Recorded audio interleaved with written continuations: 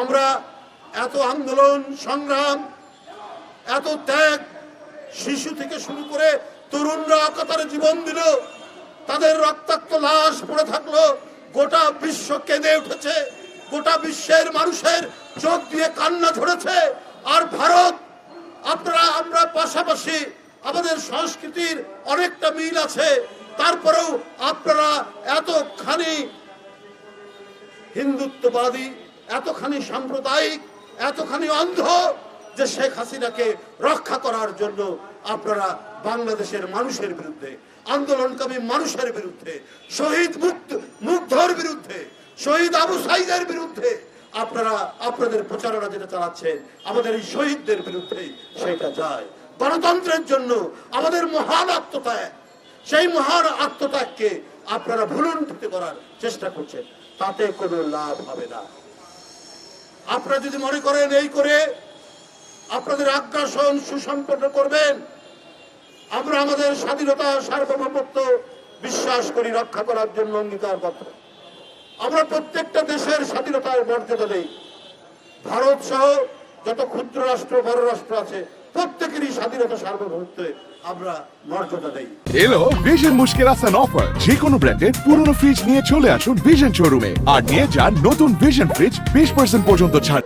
ভারতের শাসক গোষ্ঠী যদি মনে করে যে না, আমি সম্প্রসারণ চালিয়ে আমরা বাংলাদেশ, নেপাল, ভুটান এবং অন্যান্য আশেপাশের দেশ আমরা কবজা করে নেব, এইটা কিন্তু আপনারা বোকার স্বর্গে বাস করছে।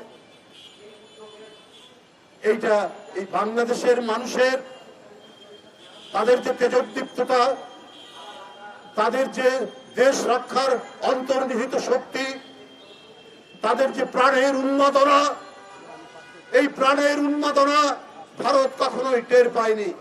আপনাদের যদি অশুভ ইচ্ছা থাকে, আমরাও তাহলে বলবো আমাদের যে নবাবের এলাকা বাংলা, বিহার, উড়িষ্যা, আমরা সেইটা দাবি করব।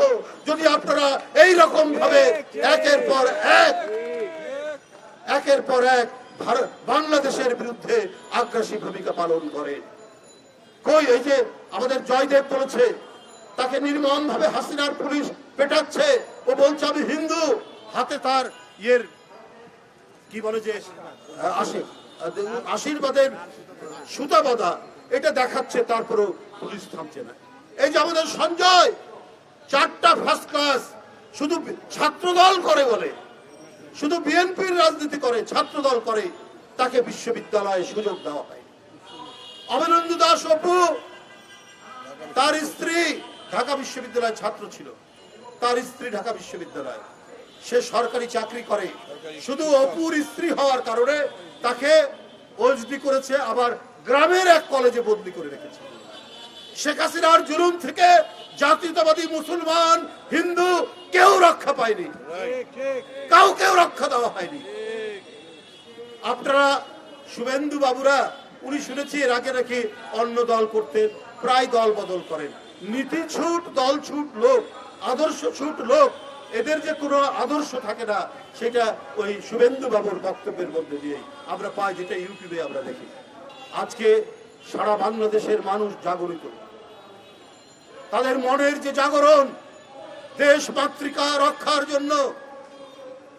এখানে হিন্দু, মুসলমান, এই মৃত্তিকায় যাদের জন্ম, এখানে যেমন আমার জন্ম, শাইনের জন্ম, সপুর জন্ম, এখানে অপর্ণার জন্ম, এই মাটির সন্তান তারা, এখানে সঞ্জয়ের জন্ম, এখানে অপুর জন্ম, এখানে আমাদের আরো যারা নেতৃবৃন্দ আছেন সবার জন্য। ওরা এই দেশকে অন্যের গোলামীর কাছে বিক্রি করবে কেন? এখানে যদি সিরাজউদ্দৌলা আর মোহনলাল একসাথে লড়াই করতে পারে দেশের মুক্তির জন্য, দেশ রক্ষার জন্য, ঠিক একই ভাবে আমরা হিন্দু মুসলমান আমরা লড়াই করব, দিল্লির দাসত্বকে খান খান করব।